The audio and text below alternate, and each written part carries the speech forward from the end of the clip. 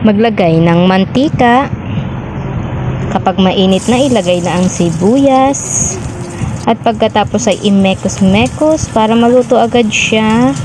At kapag medyo luto na siya, ay pwede na nating ilagay ang ating patatas. Ayan. At pagkatapos ay mekos-mekos para mabilis na lumambot ang ating patatas.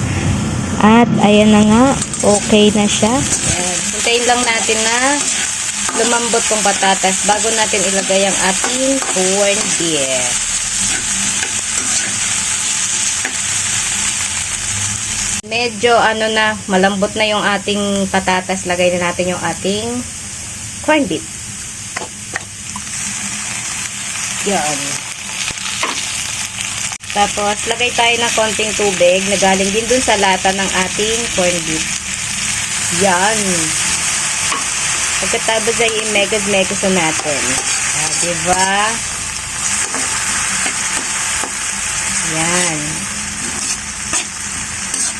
Siyempre, titimplahan pa natin yan. Kasi nilagyan natin ng tubig eh. Lagyan natin ng pampalasa.